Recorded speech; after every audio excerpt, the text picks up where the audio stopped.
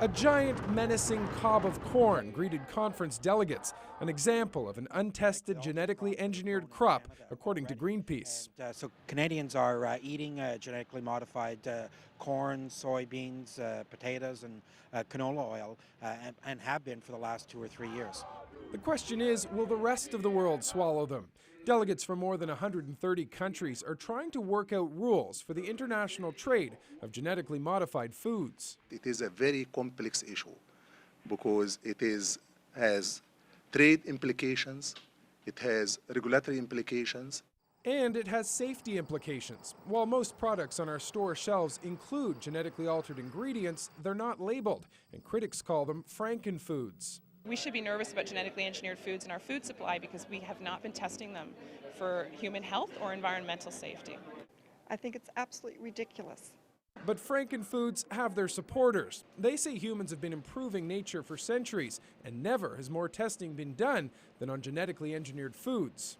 We've been breeding generations of plants, of cows, of pigs, all kinds of domesticated animals. That's where they come from. This is an extension of that. Finding a consensus on regulating genetically engineered foods will be a challenge. Developing countries are facing off with the world's major agricultural producers. We want to ensure that what our populations will be consuming should be safe. Developing countries want the right to refuse altered foods if they're not confident they're safe. We don't agree with the formulation as it is there. But Canada's chairing the group of agricultural producers. It wants rules requiring governments that refuse foods do scientific investigations afterwards.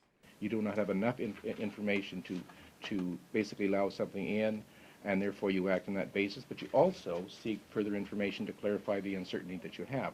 The last round of negotiations ended in a stalemate, but there's hope protests like this one will force Canada and the U.S. to be more flexible and develop rules to better inform consumers. Mike Armstrong, Global News, Montreal. In Montreal, Mike Armstrong, Fox News. I'm Mike Armstrong in Montreal. The argument over frankenfoods. Delegates from 130 countries are in Montreal to debate genetically modified foods. That's later on Global News.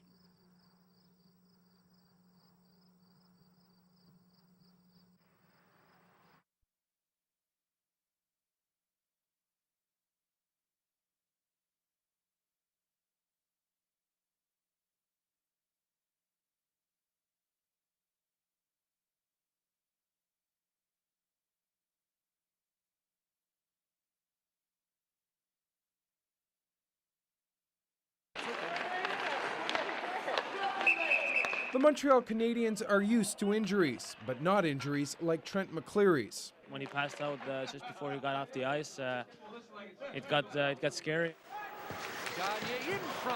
Saturday against the Flyers, McCleary tried to block a shot. He took a slap shot from Chris Terrien right in the throat. His larynx was broken and a lung collapsed. He almost died. It's about as close as I could think we could come. McCleary had surgery this morning. He's still in intensive care, breathing with a respirator. Goaltender Jeff Hackett is a close friend. Everyone always says your health, as long as you have your health, everything's good. And that's really opened my eyes. I think it opened our teammates' eyes, our family's eyes. McCleary wasn't wearing neck protection. Aside from goaltenders, no NHLers do. But the Canadian Safety Council says they should. Throat protectors are really part of the evolutionary thing, from the helmet to the facial protection to the throat. Ironically, the head of the Safety Council is also the father of Chris Terrien, the player who took the shot. He admits the injury won't change players' habits, even his son's. I wish he would adopt a visor first. Start there. Minor league hockey started with helmets, then required visors, and now all players must wear throat protectors. Even if you do wear protective gear, you can still get hurt, but it lowers your chances. The problem is, even at Quebec's biggest hockey store, there are no neck protectors to prevent against slap shots. The product doesn't exist. Right now, no. There's nothing that would stop shots that would be on the neck and would stop a shot, especially in the caliber of the NHL there. It's a serious blow. A puck's going 80 miles an hour at you. You're going to be hurt either way. Trent McCleary's locker will be empty for a long time. He has a long period of rehab ahead, but his teammates look forward to having him yapping at them again soon. We had a bet on the Super Bowl last night, and it wasn't his weekend, obviously, because he lost in that, too. Mike Armstrong, Global News, Montreal.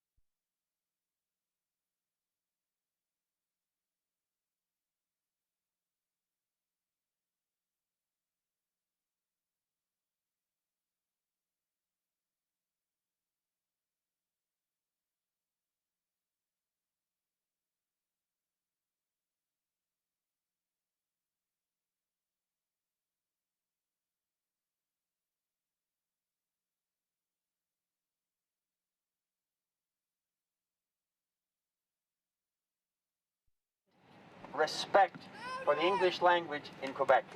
He has been at times confrontational, but always controversial.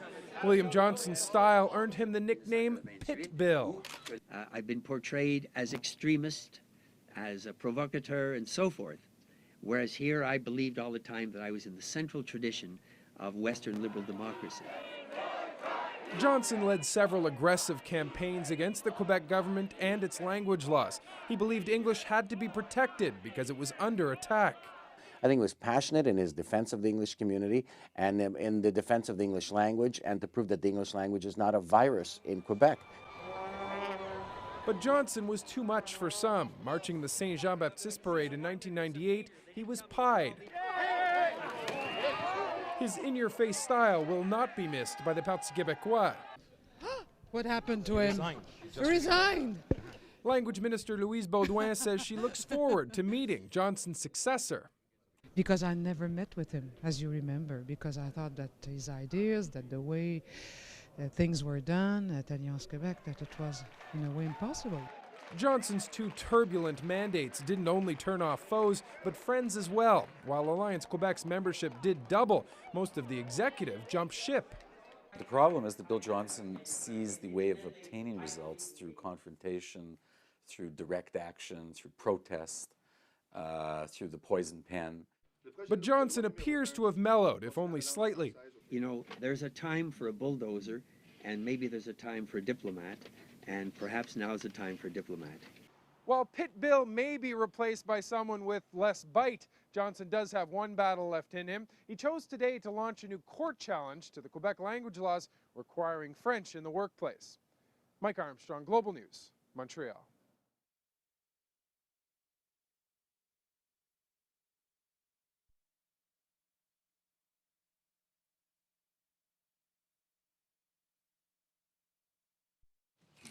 I'm Mike Armstrong in Montreal. Pit Bill is losing his bite. The head of Alliance Quebec, the English rights lobby group, is stepping down. That story coming up on Global News.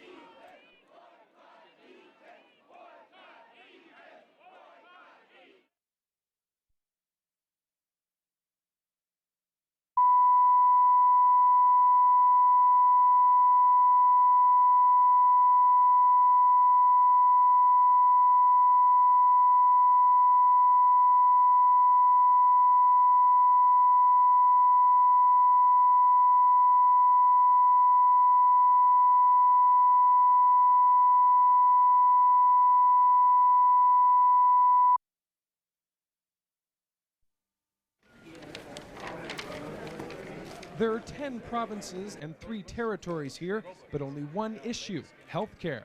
Every single premier rates it as the #1 priority. With the federal government set to hand down its budget at the end of the month, the premiers are being blunt. They want more money. Alan Rock has said, look, we'll have a meeting in May. What this meeting is saying is May is too late. We want it addressed in this budget.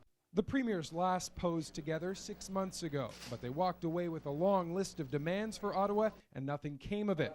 As they posed for their picture today, the theme was focus. We have to stick as much as possible to one issue. Canadians are as concerned as their politicians. A new Angus Reid poll suggests almost 80% of Canadians feel their health care system is in crisis. In BC, that figure's 84%. In Quebec, a whopping 90%. The Canadian Union of Public Employees is making that point with an ambulance. It visited the conference and will travel across the country. Because, frankly, if we continue, we will go down the road to the American model of health care, where the quality of care you get depends on the size of your pocketbook and when they check your purse before they check your pulse.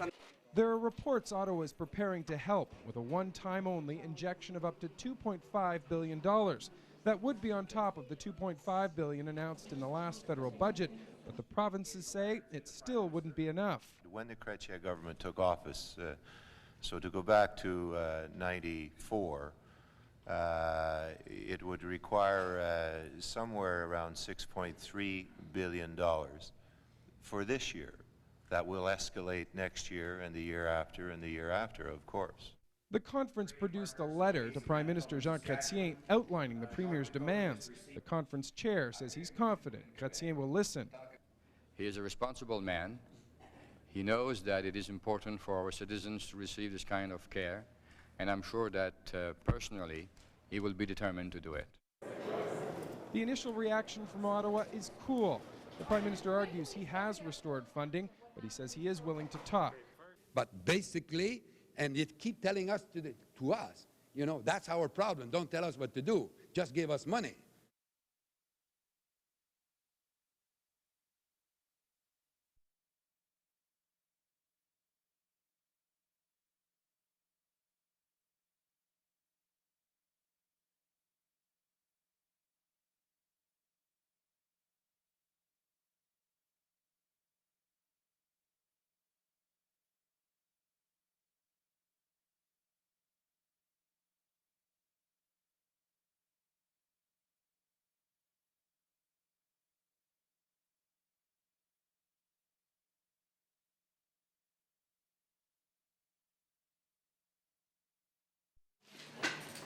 Trent McCleary can't speak, but he's having no trouble smiling. So let me just answer in English first. So he says, not bad at all. The toughest was it scared me as well as my family.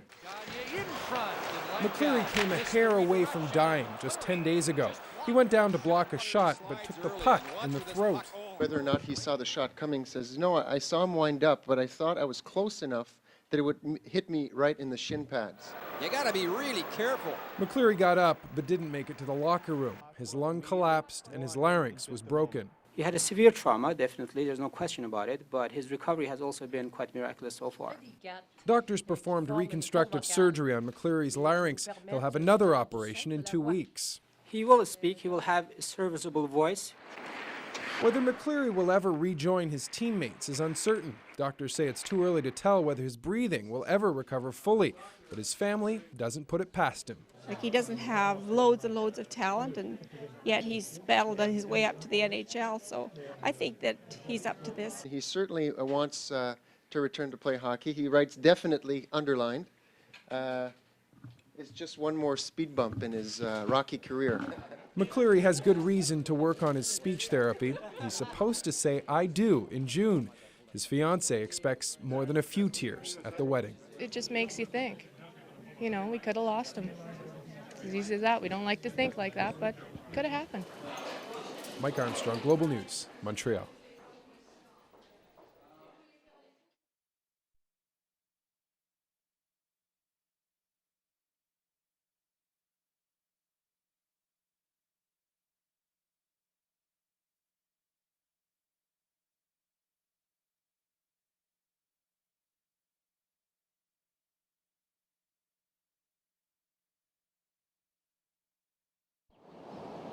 It's a sort of neighborhood plastic surgery.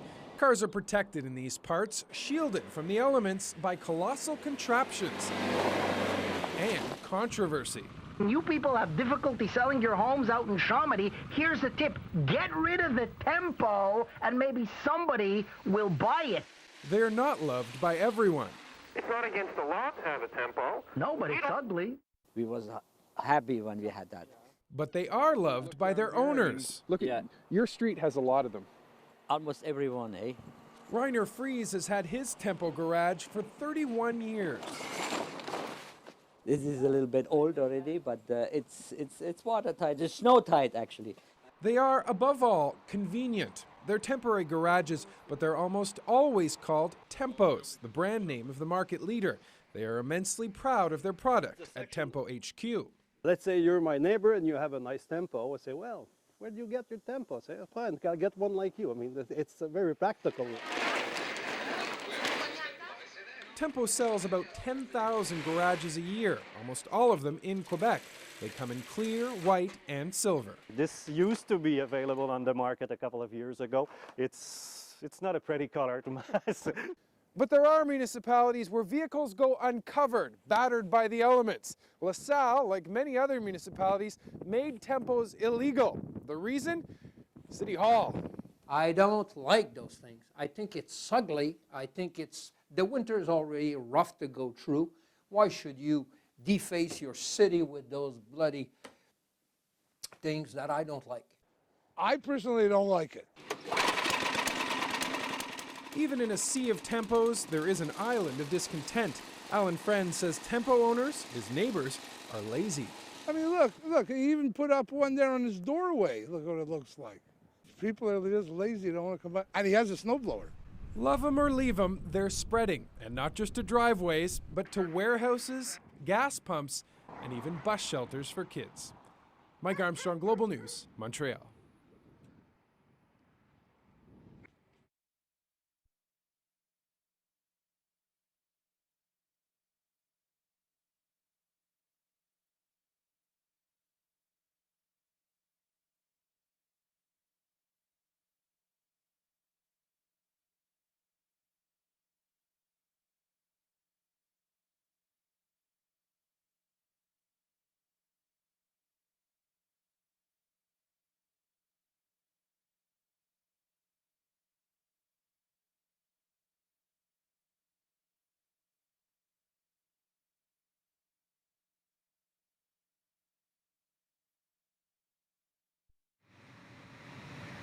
At each of the murder scenes, police found the victims stabbed repeatedly, even gratuitously.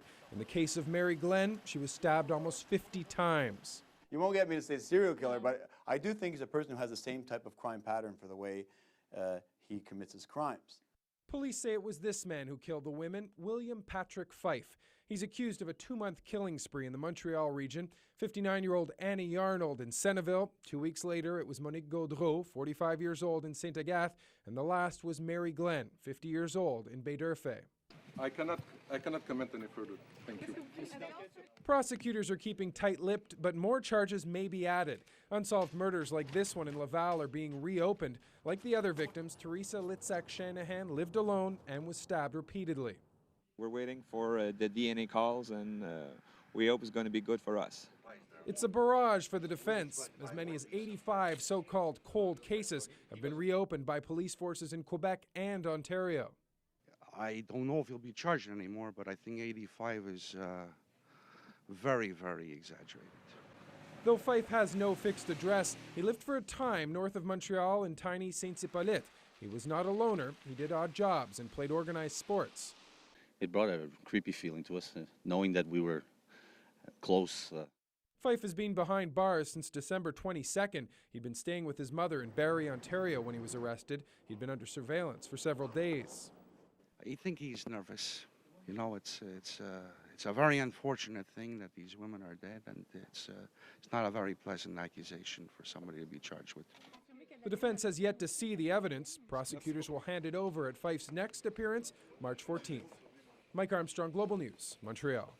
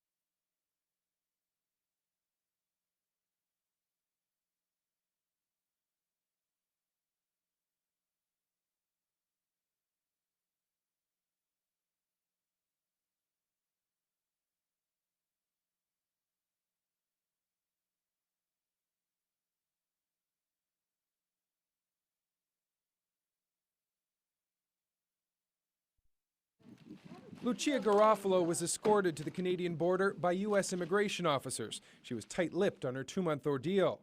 No. Conditions of your stay? No. Were you treated well? I can answer no questions. Only in May. Prosecutors in Burlington, Vermont released Garofalo yesterday after she pleaded guilty to 2 alien smuggling charges. 5 other immigration-related charges were dropped. She was arrested December 19th, crossing from Quebec to Vermont. She was smuggling an Algerian refugee across the border. Garofalo has links to Ahmed Rassam and Abdelghani Maskini, 2 Algerians suspected of plotting New Year's bomb attacks. Rassam was arrested in early December, transporting more than 100 kilograms of explosives into the U.S. Prosecutors say Garofalo's ties to the plotters are limited to alien smuggling, not terrorism. Were you able to be in contact with your children during your stay? I can't answer any questions till May.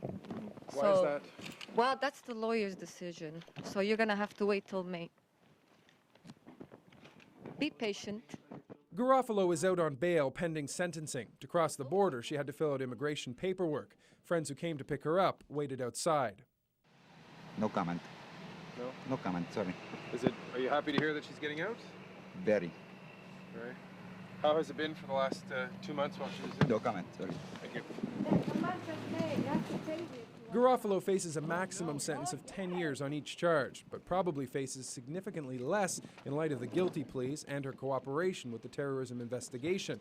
She'll be back in court for sentencing in May. In the meantime, she has to check in with U.S. justice officials by phone every day.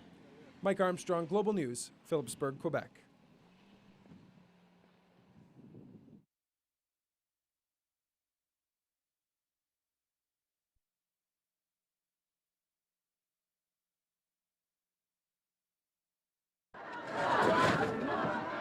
This is not the image Lucien Bouchard wanted to project when he spent hundreds of thousands of dollars on a youth summit.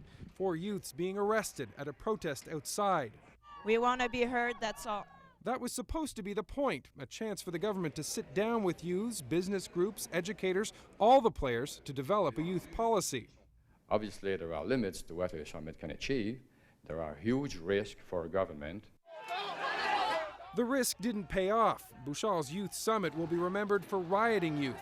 Last evening, the gala opening had to be canceled after this violent demonstration. Protesters pushed police reacted with tear gas, and then agitators in the crowd responded with Molotov cocktails, ice, and billiard balls. There were no arrests, but a police officer's elbow was broken.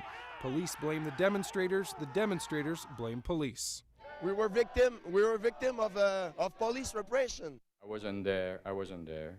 I saw television images, which was not very good, and I'm not very happy about it. It's not good for Quebec's reputation.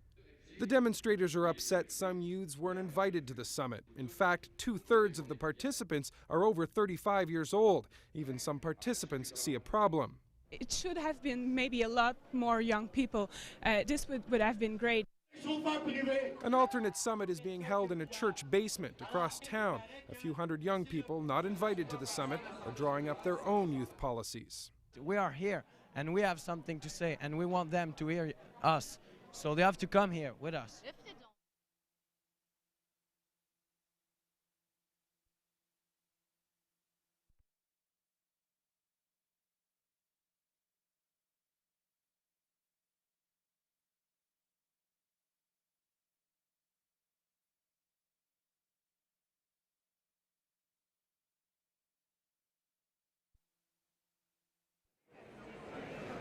Coming in, the actors were supposed to stick to the script. They haven't. The summit has become improvisational theater.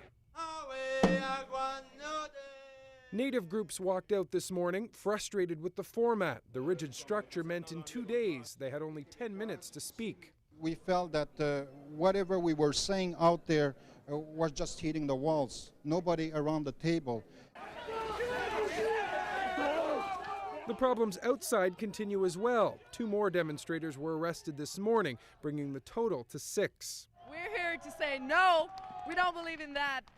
There is a public relations war being waged here. On the one side, the Bouchard government trying to show that it cares for its young people. On the other side, disenfranchised groups trying to derail the summit with protests and an alternate summit.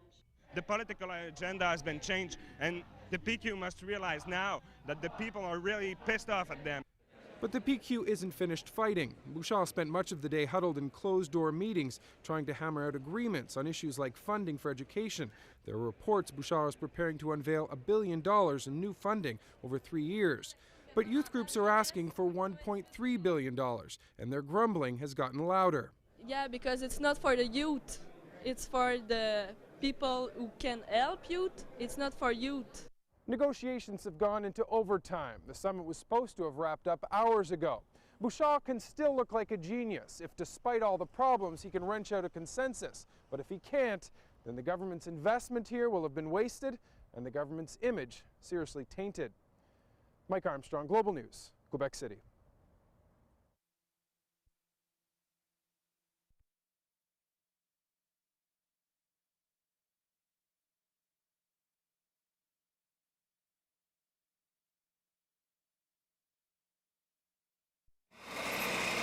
The Egyptian refugee was arrested at this apartment where he lived alone.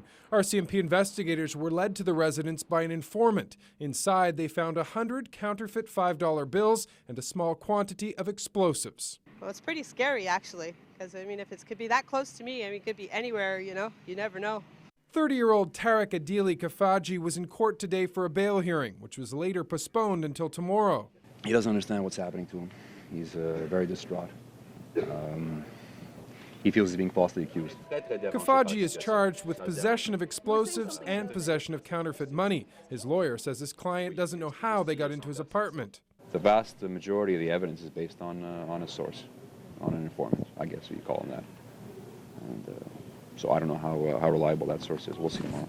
There are reports Kafaji was to target the Israeli consulate in Montreal, a building with heavy security. Did you receive a permission from the building to come up to... The RCMP has been tight-lipped, refusing to confirm or deny the Israelis were the target. Kafaji has lived in Montreal for about a year and a half. He has a wife and daughter in Egypt and has no criminal record. He works just blocks from his apartment at this bakery. The owners say they barely know him. We will know more tomorrow. An RCMP investigator is expected to speak at Kafaji's bail hearing. Prosecutors will oppose bail. Mike Armstrong, Global News, Montreal.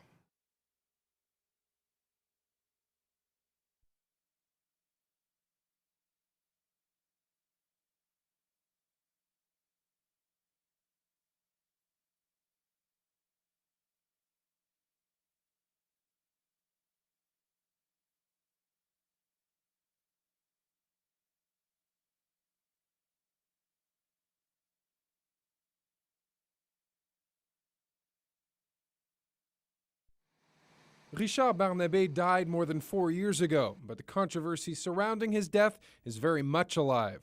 I don't think it's right. I hate the idea of thugs being on the police force. The 38-year-old cab driver was brutally beaten while being arrested in December 1993. He'd thrown a stone through a church window and led police on a short chase. His teeth were knocked out and ribs were snapped off his spine. He spent 29 months in a coma before dying. On parle d'une force excessive. The police brotherhood has defended the officers involved from the beginning, admitting excessive force was used but denying there was malicious intent. 4 officers were found guilty of assault causing bodily harm. 2 of them were suspended from their jobs. 2 others were fired outright. But the Brotherhood appealed those firings and won. This week, a Quebec court judge ordered the officers reinstated. They can get away with basically almost with murder, excuse the expression. Police brutality groups are demanding the chief of police fire the 2 officers, but the chief is hesitant. I want to take the time to do all this very quietly and very correctly, then after I take my decision. Quebec's justice minister is also pondering his next move. He says he's in a difficult position. I think as a minister I must be respectful of the decisions of tribunals. Ironically, the government is holding hearings this week on new legislation governing police. Some of the reforms may be coming too late. Any officer found guilty of a criminal act will be automatically fired. The officers won't be back on the job anytime soon. They have suspensions to serve. One will serve 240 days, the other 300. But that's not all. They've been off the job for 7 years, and they've banked close to a year's vacation time. Mike Armstrong, Global News, Montreal.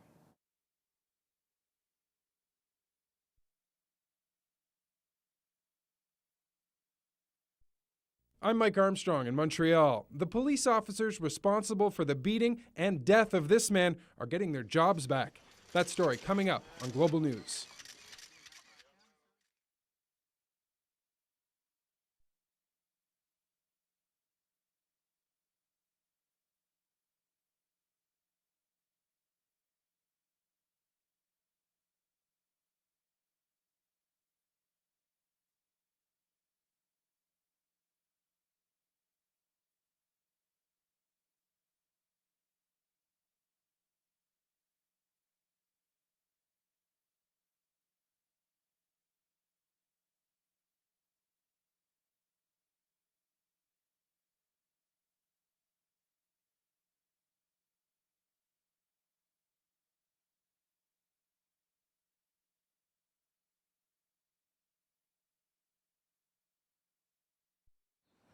The explosives were found in Tarek Adili Kafaji's apartment. He's been behind bars for almost a week, but police are now downplaying his involvement. We find out, the investigation find out this role was not important like we thought in the first time. The explosives were found in a false ceiling. Police suspect they were put there by two acquaintances of Kafaji's. Ayman Bondoc from Nepean appeared in Montreal court this afternoon. Hull resident Kim St. Louis is already out on bail. We have proof that Mr. Bondoc and Mrs. St. Louis knew that the bomb was there, and they were involved in the fabrication of the bomb itself. The Israeli consulate in Montreal is believed to have been the target of the plot. Prosecutors say Bondoc placed a threatening call to the consulate March 1st.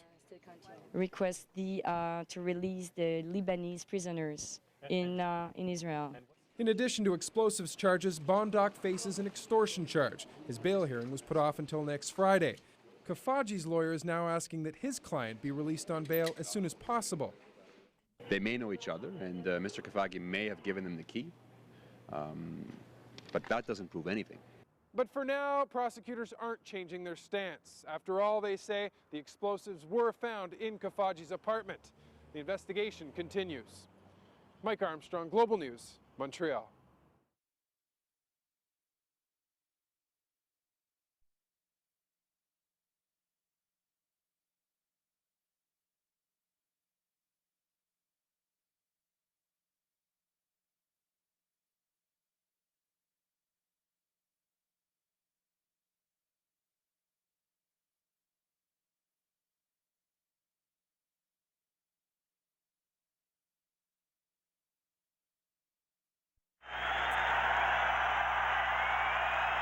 The night the Canadians closed the Montreal Forum, most of the tears were for one man.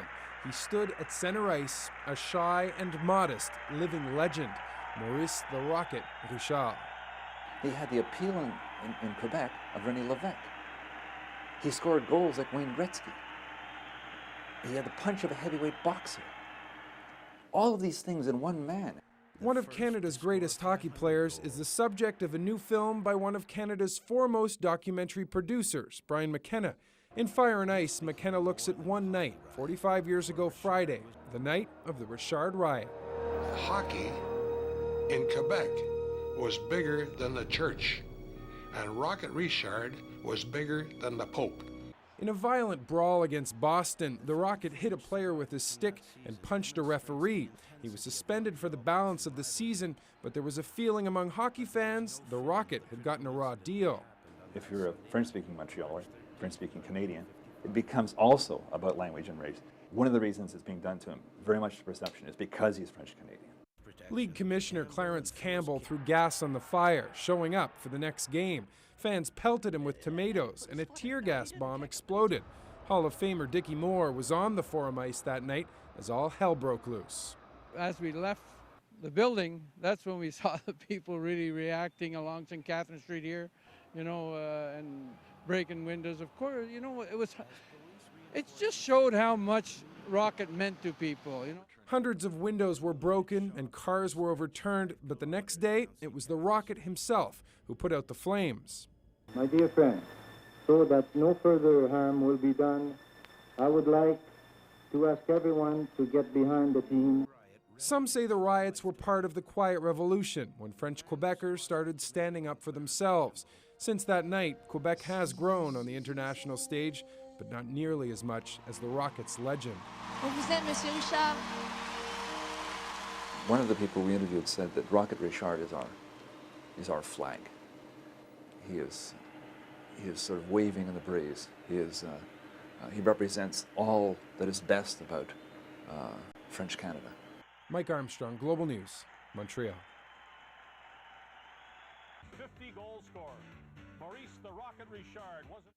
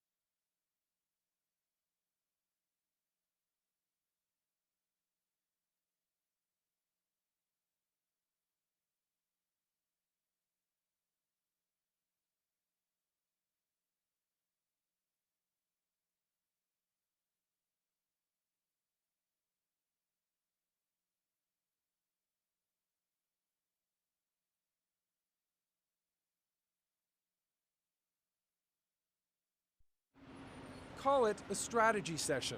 The health ministers are making sure they have their playbooks open to the same page. 1 week before they sit down with their federal counterpart, they want to make sure they present a common front. It is always important to be together on these matters. The matter is money, specifically not enough money from Ottawa. Provincial costs with relation to health have been going this way, and federal contributions with respect to health care have been going this way. And it's as simple as that.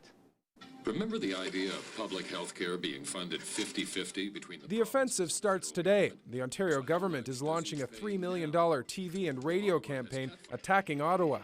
The Ontario government now provides 89 cents of every health care dollar it spends. Ottawa, it pays a mere 11 cents. We need the help of the public in order to convince the federal government that there is an immediate need to restore the federal cuts. I really hope we can move beyond this kind of sparring. In Ottawa, a cordial warning from Alan Rock. He'll sit down, but he wants to talk about health reforms. Money is important, and it's got to be on the agenda. But I think if we spend the whole time talking about money, we'll miss an opportunity. But provincial health ministers are firm, saying they've drawn up an agenda for next week's meeting, and money may be the only item. Obviously, the mantra is a restoration of the CHST. The ministers are looking for about $4.5 billion in transfer payments. They say they have to be firm because provincial coffers can't keep pace with the exploding cost of health care.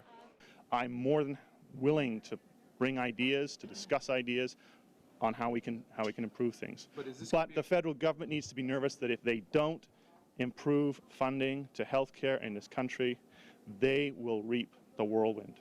The health ministers will sit down together again next Thursday and Friday in Toronto. The atmosphere going in, at best, politely antagonistic. Mike Armstrong, Global News, Montreal.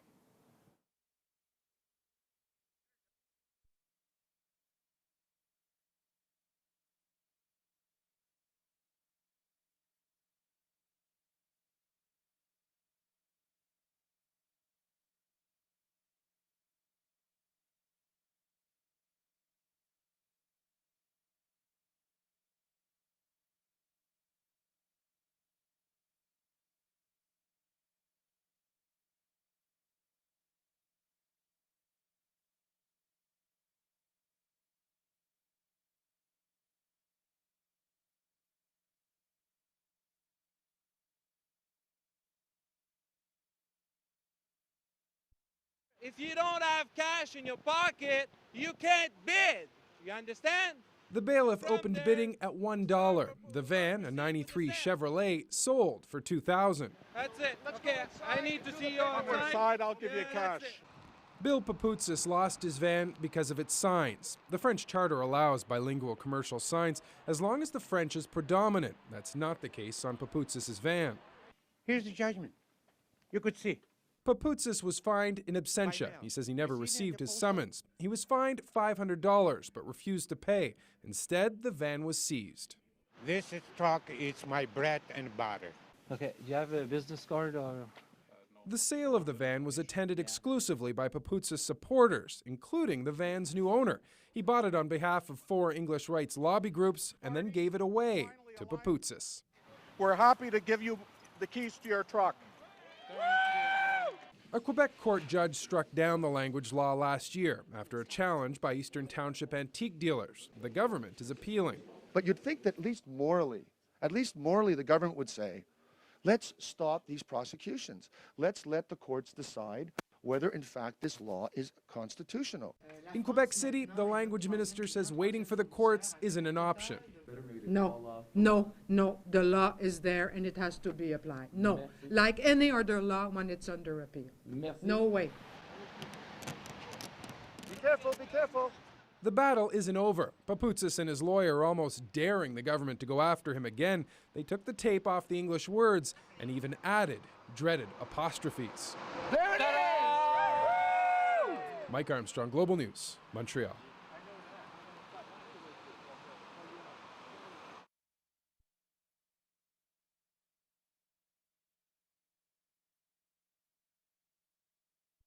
The incident came at the end of a very chippy playoff game.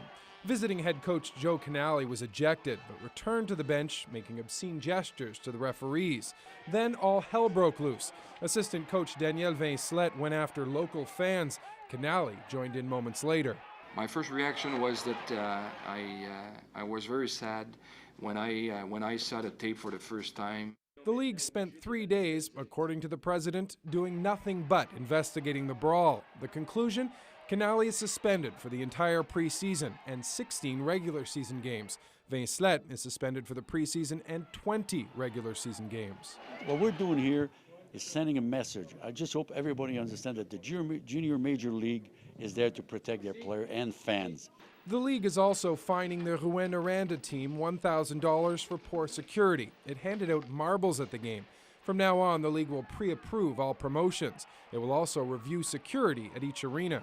If you compare to like the Molson Centers, or the fans are more closer in junior hockey than they are at the Molson Center, so they can talk with the players, they can talk with the coaches and the trainers, and so that's sometimes at the start of all the problems. The Canale incident is just the latest in a string of violent episodes in hockey, but the QMJHL sees no relation. We really don't like to talk about the National Hockey. They've got their own business, and I But if think this is the type of training they get. well, this is what we want to stay away from. Canale and Vincelet's problems aren't over. On Monday, their employers, the Sherbrooke Castors, will respond, and then there's Rouyn-Noranda Police. A complaint has been filed, and they're still considering assault charges. Mike Armstrong, Global News, Montreal.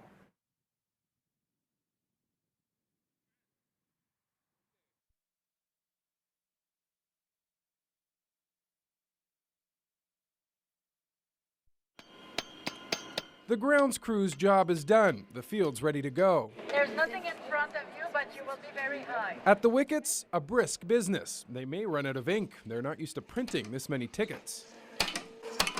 I come to see the expo since the beginning. There's a new positive atmosphere around the expos, a new atmosphere that coincided with the arrival of a new owner, Jeffrey Loria. My wife and I were crossing the street last night, and some guy just yelled outside the window how grateful he was. Loria promised changes, and he's delivered. On the field, they've made some key acquisitions, a power-hitting first baseman and a strong starting pitcher. The team went 18-11 this spring. Every manager that talked to us in spring training acknowledged the fact that we are a better ball club. It is very easy to see. The new spending is a positive sign to fans. They're spending money to acquire the players. They need to get it, not like a couple of years ago when every year they sell off their players. But there are problems, like broadcasting. A last-minute deal with a French radio station was banged out this afternoon, but there's still no deal for English radio or television in either language. Mr. Loria miscalculated in the beginning when he suggested that broadcast rights were to be a major revenue stream. They're not in this market. They're a marketing tool. The groundbreaking for the new Labatt Park is being pushed back to the end of May. The Expos are still working on land rights and financing. We're not going to do this until we're satisfied that everything works well together and can close it all at the same time.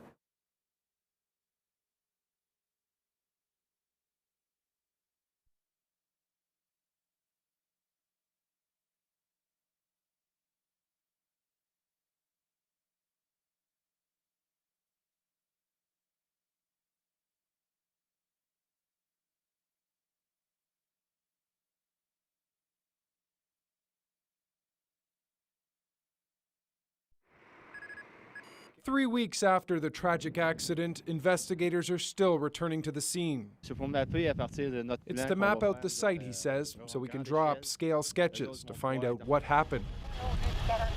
Dozens of police officers and experts are investigating the horrible accident.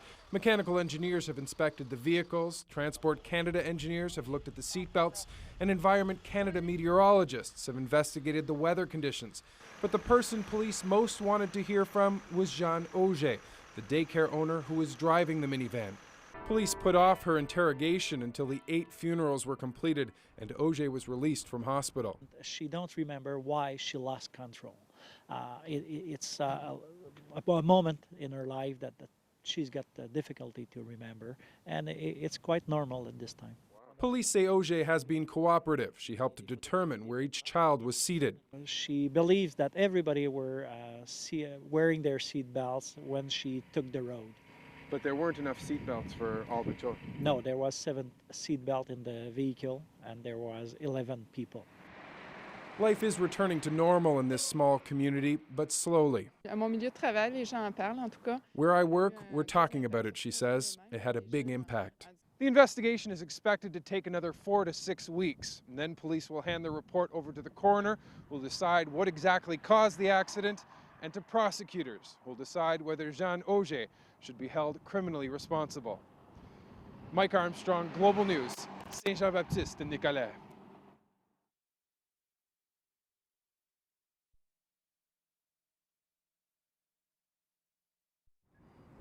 I'm Mike Armstrong in Saint-Jean-Baptiste de Nicolet, where investigators have finally spoken to the woman who was behind the wheel in the tragic accident that took the lives of 8 toddlers. That story coming up on Global News.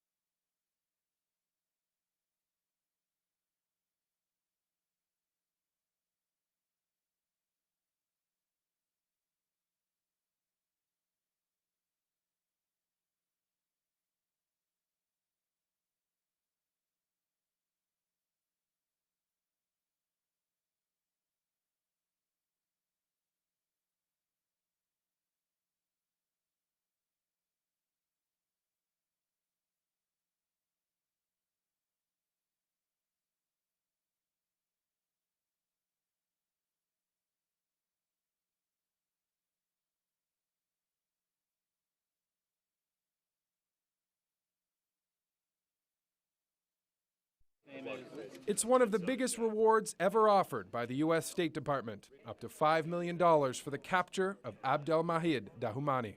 Mr. Dahomani is considered to be a potentially dangerous terrorist and is still at large. Dahomani faces 2 charges in Canada, the possession and illegitimate use of explosives. Our investigation shows that possibly he was in Montreal at the end of December. The 33-year-old is believed to have been part of a terrorist plot to smuggle explosives into the U.S. The plot was broken up when Ahmad Rassam was arrested December 14th, crossing into Washington state. His car was carrying more than 50 kilograms of explosives. Dahomani is believed to have stayed with Rassam in a Vancouver motel just prior to the arrest. Mr. Dahomani faces charges of placing an explosive in proximity to a terminal and an act of terrorism transcending a national boundary. In addition to Rassam, 2 other suspected members of the terrorist cell are already in custody. In New York City, police are holding Abdel Ghani Miskini. They say phone records link him to Rassam. And here in Montreal, police are holding Mokhtar Houari. He's suspected of being one of the leaders of the terrorist cell. Houari appeared briefly in a Montreal courtroom today for an extradition hearing. It was pushed back to Monday. Not only my client knew these people in the plot, I'm talking about Miskini and Mr. Rassam, but a lot of Algerians in town knew those people, and we've been saying that for the 100 times. It is a small community.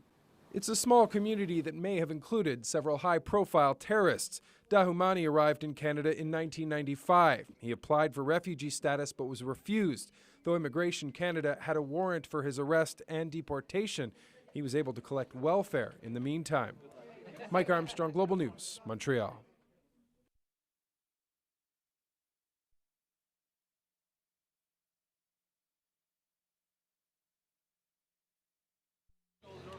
Wally Hoffman and Gwen Simpson are the latest warriors in the fight to defeat Quebec's language law.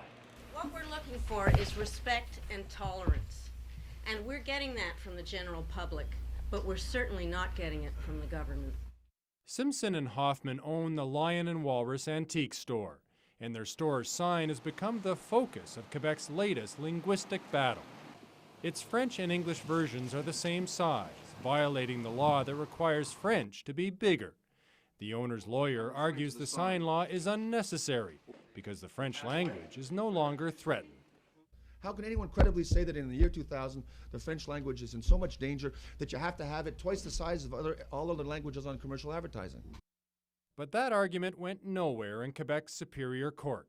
Justice Paul Marcel Bellevance wrote, "In my opinion, the goal of this law is to give French visual prominence, not to diminish English.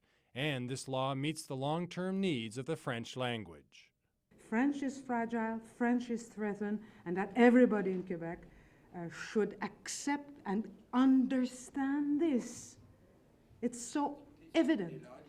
The head of the Saint Jean-Baptiste Society is fed up having to defend Quebec's language laws. They damn well know that the English language is not in trouble in Quebec. They damn well know that. Everybody knows that. So they're agitating. English rights groups have been fighting Quebec language laws for years, and they don't seem discouraged by yet another defeat. It's a long road to freedom, and we must follow that road all the way to freedom. I'm convinced that we will win in the end. The fight over Quebec's language law is far from over. This case will be appealed to the Supreme Court, while Parti Québécois hardliners are now lobbying to make the sign law even more restrictive. Jean Perbeau, Global News, Montreal.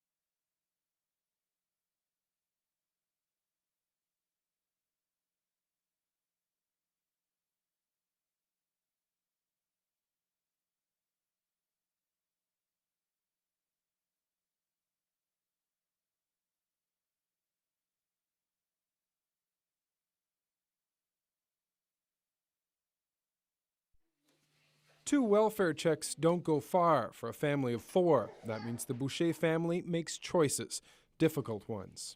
I pay my bills, the first, and after I have money, I'm going to the food. I have money, no food. The Bouchers are part of a growing group, Canadians living in poverty. A new study based on the latest census figures shows almost 1 in 5 Canadians lives below the poverty line. I think this is another piece of evidence that supports that idea that the rich are getting richer and the poor are getting poorer. The study looked at 26 Canadian cities with populations greater than 500,000. Of the top 5, 4 are in Quebec. The highest rate by far, Montreal's 41.2%. The city that was once the country's banking capital is now its poverty capital. There's 1,000 food banks and soup kitchens in Canada. We have 545 in the province of Quebec. The study also looked at mid-sized cities. Quebec again fared poorly, taking the top 2 spots. The report shows alarming figures in the early 90s only got worse by the mid-90s. Every city we did look at showed an increase in poverty over that time period. What it means is support groups like food banks are becoming more and more important. This one in Montreal serves about 2,000 families a month. Et voilà. They were supposed to be a temporary way of life. So it's supposed to be a short-term solution, but now they become very, very permanent. I mean, the fastest growing industry in this country is food banks and soup kitchens. The report says the results don't bode well for the future. Poverty impacts on the long-term health of children. Although the economy is in boom times, it's been a bust for people like Petra Buchik. She dreams of getting off welfare. I consider myself pretty intelligent, and I don't want to be here. And it's not getting any better because you get further into debt. Then you owe this, and then they threaten to cut you off or whatever. And like, what do you do then? You know, you start begging after that. Mike Armstrong, Global News, Montreal.